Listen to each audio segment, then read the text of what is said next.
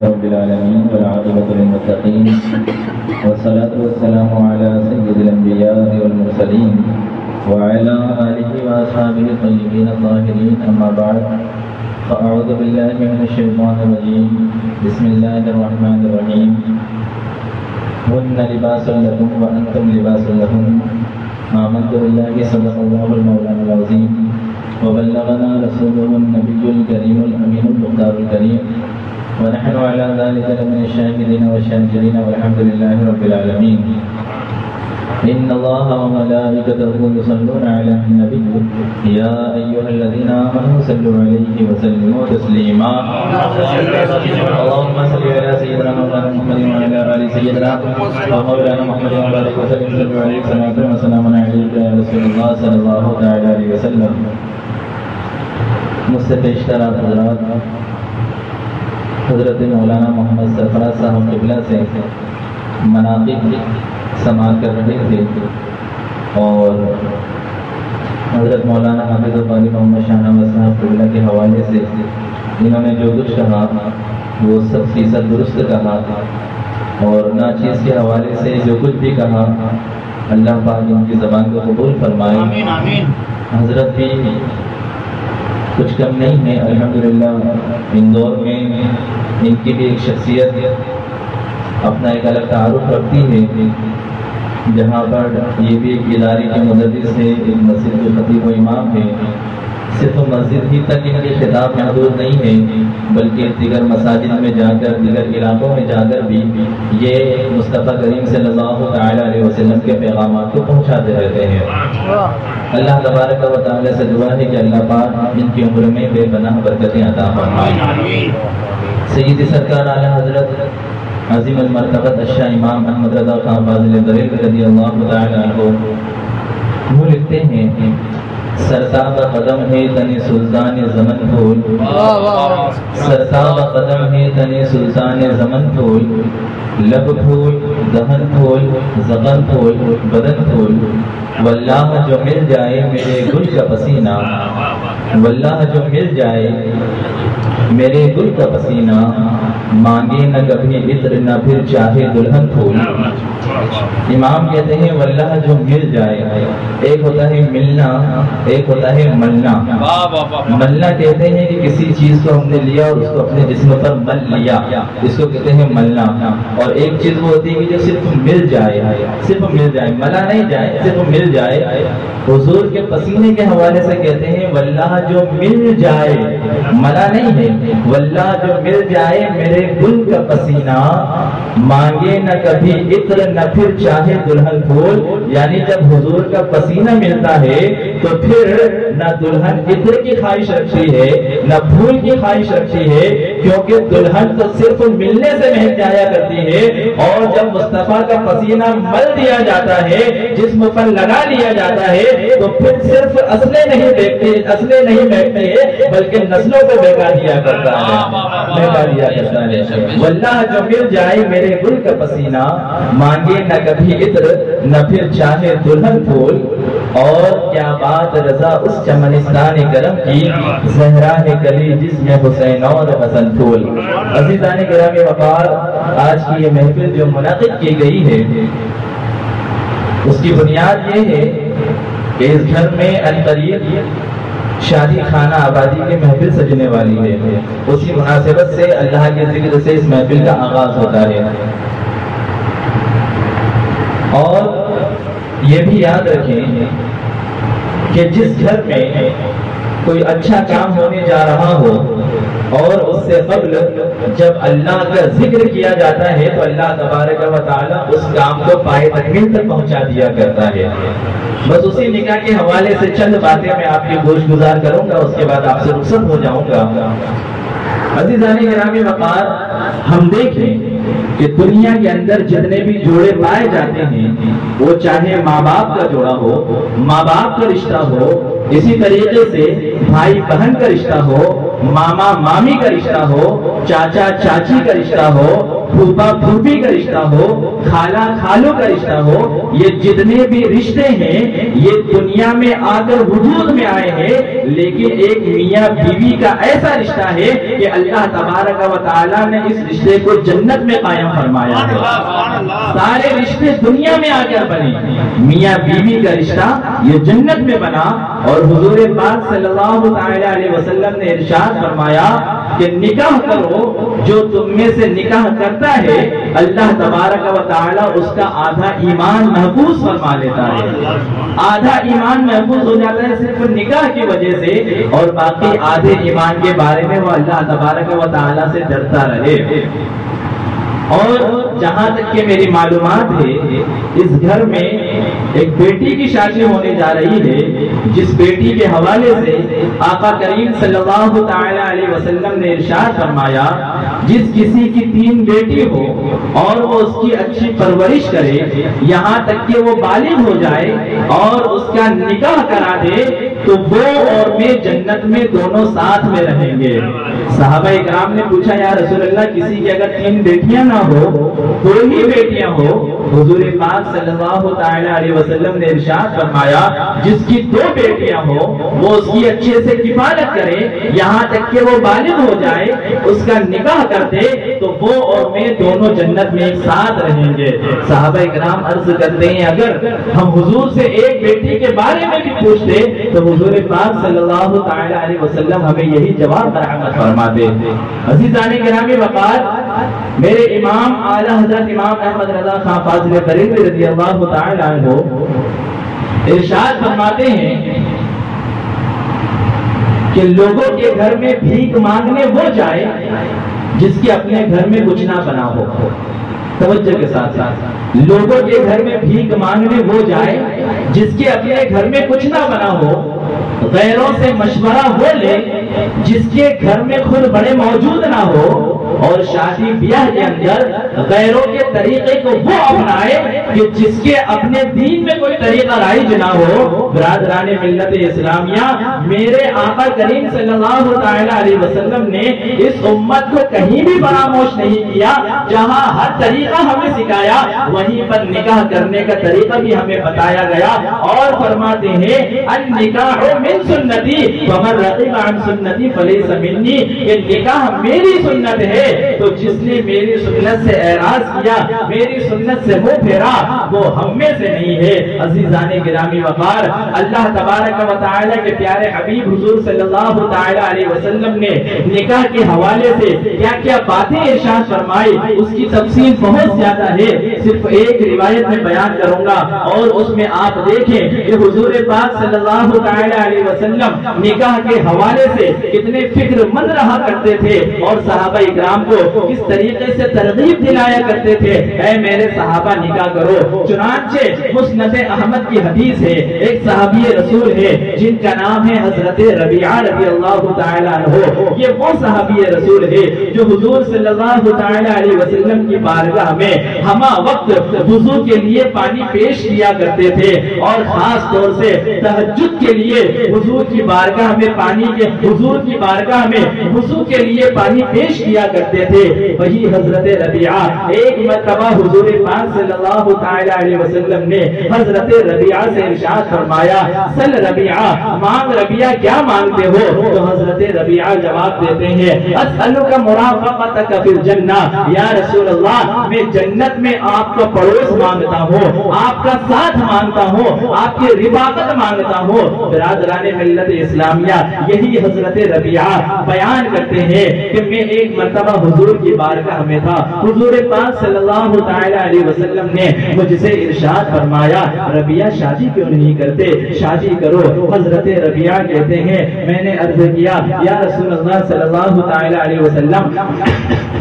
میں شادی نہیں کرنا چاہتا، اور میری اتنی استطاعت بھی نہیں ہے کہ میں بیوی کا بوجھ اٹھا سکوں، اور میں شادی اس لیے بھی نہیں کرنا چاہتا کہ میں جب شادی کروں گا تو وہ بیوی آئے گی اور وہ آپ کی محبت میں رکاوٹ بن جائے گی۔ اتنا انہوں نے کہا، حضور پاک صلی اللہ تعالی علیہ وسلم نے خاموشی اختیار فرمائی۔ کچھ عرصہ گزر گیا، کچھ عرصے بعد حضور نے پھر ارشاد فرمایا ربیعہ شادی کیوں نہیں کرتے؟ حضرت ربیعہ کہتے ہیں یا رسول اللہ شادی کرنے کی استطاعت نہیں ہے، بیوی کا خرچہ اٹھانے کی استطاعت نہیں ہے، یہاں تک کہ حضور پاک صلی اللہ تعالی علیہ وسلم نے پھر خاموشی ظاہر فرمائی۔ ادھر حضرت ربیعہ اپنے دل میں سوچنے لگے کہ حضور صلی اللہ تعالی علیہ وسلم نے کچھ تو میرے لیے بہتر سوچا ہوگا، کچھ تو میرے لیے اچھا سوچا ہوگا، جو بار بار شادی کے لیے اصرار کر رہے ہیں۔ اب حضرت ربیعہ سوچتے ہیں، یہ خیال کرتے ہیں کہ اب اگر تیسری مرتبہ میرے آقا نے مجھ سے شادی کے لیے کہا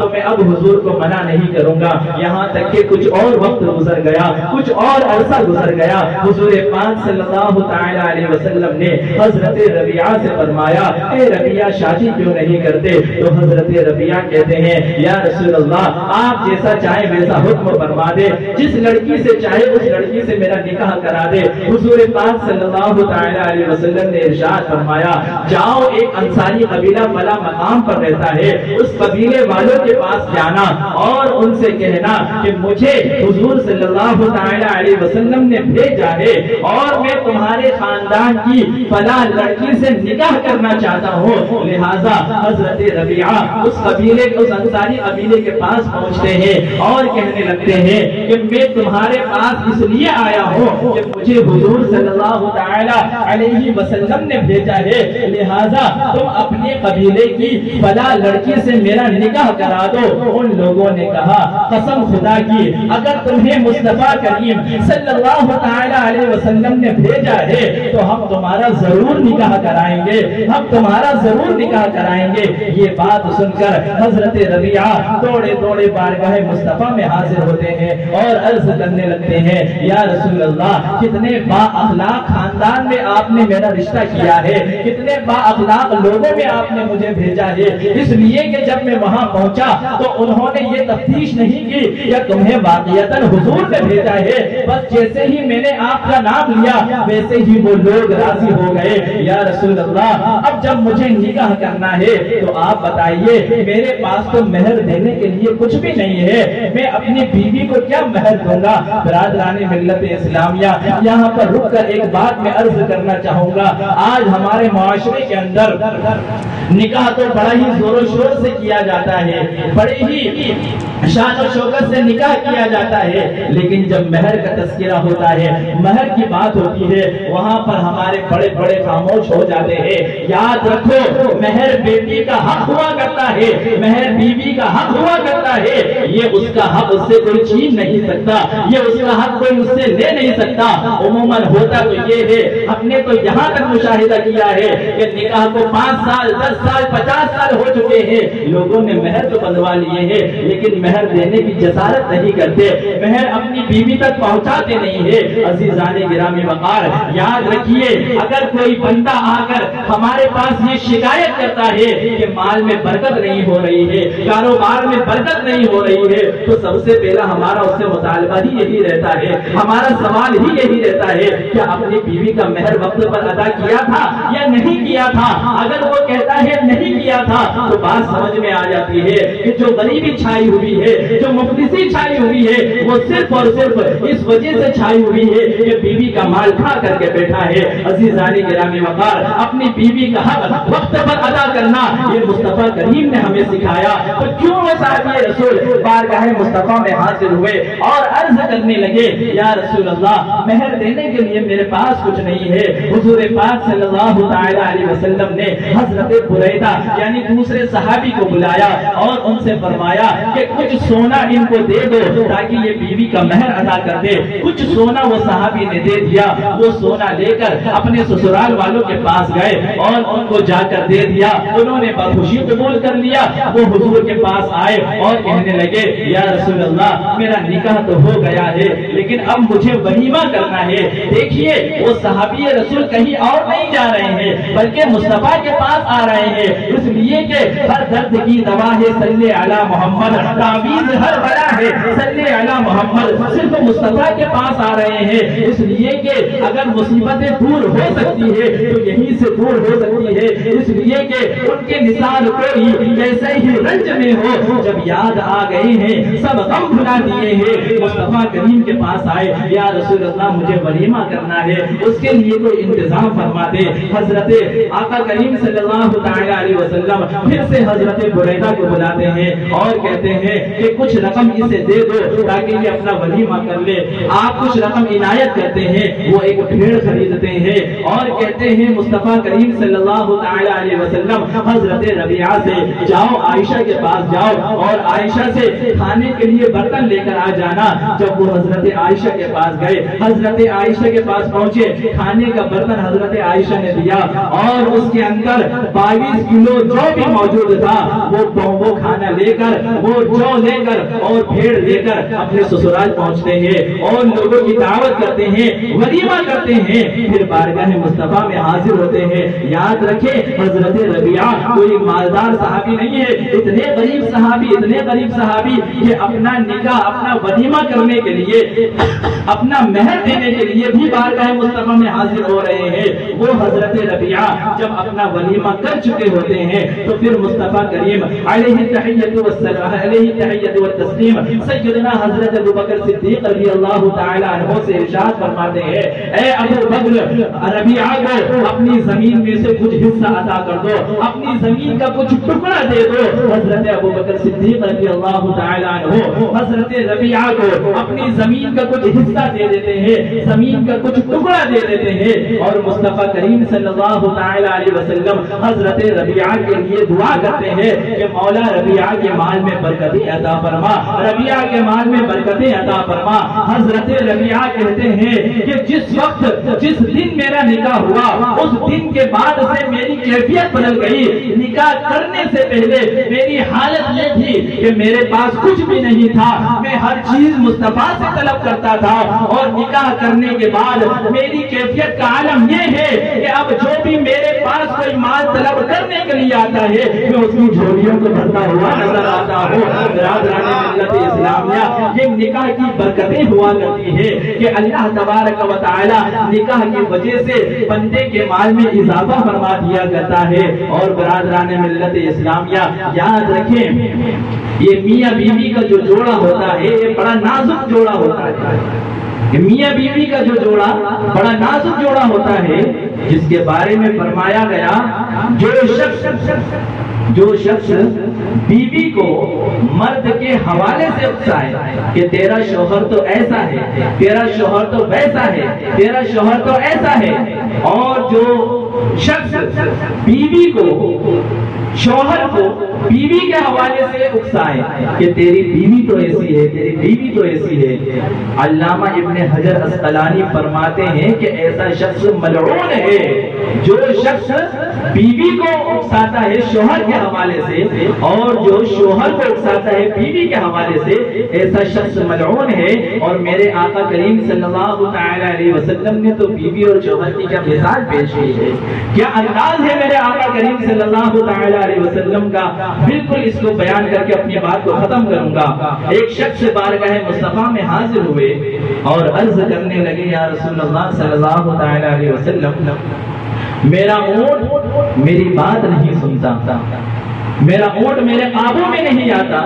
یا رسول اللہ ذرا آپ چلیں اور اس کی خبر لیں. اب یہ صحابی بھی حضور کے پاس آ رہے ہیں, یہ کہیں اور نہیں جا رہے ہیں, اور حضور نے یہ نہیں فرمایا کہ میں تمہارے کام نہیں آ سکتا, اس لیے کہ میرے آقا کی شان تو وہ شان ہے, وہاں کیا جود و کرم ہے, نہیں سنتا ہی نہیں, مانگنے والا تیرا, اللہ و رب العرش جس کو جو ملا ان سے ملا, بڑھتی ہے کونین میں نعمت رسول اللہ کی. عزیزان گرامی, وہ آئے صحابی اور کہنے لگے کہ میرا اونٹ میری سنتا نہیں ہے, یا رسول اللہ آپ چلے. حضور پاک صلی اللہ تعالی علیہ وسلم جیسے ہی اس کے باغ میں پہنچے اور کچھ صحابہ اکرام بھی تھے وہاں پر موجود, تو جیسے ہی حضور اس اونٹ کے قریب پہنچے, اس اونٹ نے اپنے سر کو زمین پر رکھ دیا, اپنے سر کو زمین پر رکھ دیا. اور صحابہ اکرام نے یہ منظر دیکھا تو صحابہ اکرام پکار اٹھے, نحنو احق ان نسجد للنبی صلی اللہ تعالی علیہ وسلم, یا رسول اللہ ہم آپ کو سجدہ کرنے کے زیادہ حقدار ہیں. یا رسول اللہ جیسے یہ اونٹ نے سجدہ کیا ہے, ہم آپ کو سجدہ کرنے کے زیادہ حقدار ہے, یعنی ہمارا دل بھی یہ چاہتا ہے ہم آپ کو سجدہ کریں. صحابہ اکرام کی منشا یہ تھی کہ ہم آپ کو جو سجدہ کریں وہ سجدہ تعبدی نہیں، یعنی عبادت کی غرض سے نہیں، بلکہ تعظیم کے طور پر ہم آپ کو سجدہ کریں۔ اور یاد رکھیں تعظیمی سجدہ بھی یہ حضرت آدم کو جو فرشتوں نے سجدہ کیا تھا اس کے بعد یہ حرام قرار دیا گیا، اور پھر حضرت یوسف علیہ السلام کو ان کے والد گرامی اور ان کے بھائیوں نے جو سجدہ کیا تھا وہ سجدہ تعظیمی کی بات تھی، اس کے بعد وہ حرام قرار دیا گیا۔ جب صحابہ اکرام نے یہ جملہ ارشاد فرمایا یا رسول اللہ ہم آپ کو سجدہ کرنے کے زیادہ مستحق ہیں، اس وقت میرے مصطفیٰ کریم صلی اللہ تعالی علیہ وسلم نے مسئلہ بھی بتایا، اور عورت کو مرد کا کتنا فرما بردار ہونا چاہیے یہ بھی بتایا۔ مسئلہ تو یہ بتایا کہ اگر کسی مخلوق کو سجدہ کرنا جائز ہوتا تو میں عورت کو حکم دیتا کہ وہ اپنے شوہر کو سجدہ کرے۔ مسئلہ بھی بتایا، مسئلہ تو یہ ہے کہ مخلوق میں کسی کو سجدہ کرنا جائز نہیں ہے، اگر جائز ہوتا تو میں عورت کو حکم دیتا کہ وہ اپنے شوہر کو سجدہ کرے۔ لہٰذا پتہ چلتا ہے کہ شوہر کا مرتبہ بہت بلند و بالا ہے، بہت اونچا مرتبہ ہے، بہت عرفہ و اعلیٰ مرتبہ ہے۔ تبھی تو میرے آقا کریم صلی اللہ تعالی علیہ وسلم نے یہاں تک ارشاد فرمایا اگر میں اگر حکم دیتا تو عورت کو حکم دیتا کہ وہ شوہر کو سجدہ کرے۔ عزیزان گرامی وقار، لہذا شوہر کی عظمت یہاں سے پتہ چلتی ہے کہ شوہر کا مقام و مرتبہ کتنا اونچا ہے۔ اور یاد رکھے جہاں پر شوہر کا مقام و مرتبہ مصطفیٰ نے بتایا وہیں پر بیوی کا مقام بھی مصطفیٰ نے بتایا، بلکہ یہاں تک بتایا کہ اے لوگوں جب اللہ تبارک و تعالی نے حضرت آدم علیہ السلام سے حضرت حوا کو پیدا فرمایا تو پیدا کہاں سے فرمایا؟ یہ بائیں پھسلی سے پیدا فرمایا، بائیں پھسلی سے دل کے قریب سے پیدا فرمایا۔ لہٰذا یہ اشارہ مل گیا کہ عورت نہ سر پہ بٹھانے کی چیز ہے نہ پیروں میں رکھنے کی چیز ہے، بلکہ اسے تو دل کے قریب رکھا جائے، اس لیے کہ جب عورت کو دل کے قریب رکھا جاتا ہے تو پھر وہ گھر جنت کا گہوارہ بنتا ہوا نظر آتا ہے، وہ گھر جنت کے محلوں میں سے ایک محل بنتا ہوا نظر آتا ہے۔ عزیزان گرامی وقار، جس گھر میں میاں بیوی کا رشتہ اس طور سے قائم رہتا ہے کہ جہاں پر بیوی کو دل میں جگہ دی جاتی ہے، جہاں پر شوہر کی بات کو مانا جاتا ہے، اور اسی سلسلے میں تو میرے مصطفیٰ کریم صلی اللہ تعالی علیہ وسلم نے ارشاد فرمایا جب حضرت علی اور حضرت فاطمہ کے درمیان کسی بات کو لے کر کچھ بحث ہو گئی تھی تو مصطفیٰ کریم اپنی بیٹی کے گھر گئے، حضرت علی خود اس کے راوی ہے، حضرت علی بیان کرتے ہیں کہ اس وقت غلطی پر میں تھا، حضرت علی کہتے ہیں اس وقت غلطی پر میں تھا، لیکن مصطفیٰ کریم میرے گھر آئے، فاطمہ کا ہاتھ پکڑا اور اسے ایک طرف لے کر گئے اور کہنے لگے کہ فاطمہ علی کو کیوں اتنا پریشان کرتی ہو، علی جو کہے اسے سنا کرو۔ حضرت علی کہتے ہیں جب مصطفیٰ حضرت فاطمہ کو سمجھا رہے تھے اس وقت حضرت فاطمہ ہاں میں ہاں ملا رہی تھی اور ادھر میں دیکھ رہا تھا تو میری آنکھوں سے اشک جاری ہو رہے تھے۔ عزیزان گرامی وقار، تو یاد رکھیں حضور پاک صلی اللہ تعالی علیہ وسلم سے زیادہ کون کسی کی بیٹی کو چاہتا ہوگا؟ کیا حضور اپنی بیٹی سے محبت نہیں کیا کرتے تھے؟ یقیناً حضور اپنی بیٹی سے محبت فرماتے تھے، لیکن جب میاں اور بیوی کا معاملہ ہوا تو اپنی ہی بیٹی کو سمجھانے لگے، اپنی ہی بیٹی کی طرفداری نہیں کی بلکہ اپنی بیٹی کو سمجھایا۔ اور حضرت علی نے اس وقت یہی کہا تھا یا رسول اللہ اب میرے گھر سے جب بھی آپ کو کوئی خبر ملے گی تو اس طریقے کی کوئی شکایت نہیں ملے گی، بلکہ جب بھی آپ کو کوئی خبر ملے گی تو وہ آپ کو خوشخبری ہی کی صورت میں نظر آئے گی۔ عزیزان گرامی وقار، میاں بیوی کا رشتہ تو اس طریقے سے ہونا چاہیے کہ جہاں پر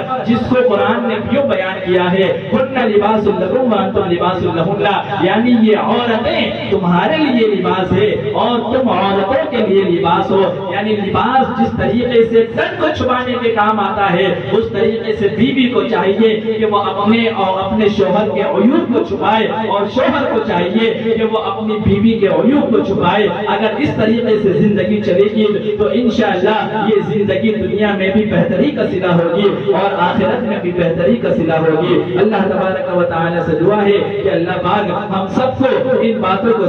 سمجھنے کی اور اس پر عمل کرتے رہنے کی توفیق عطا فرمائے۔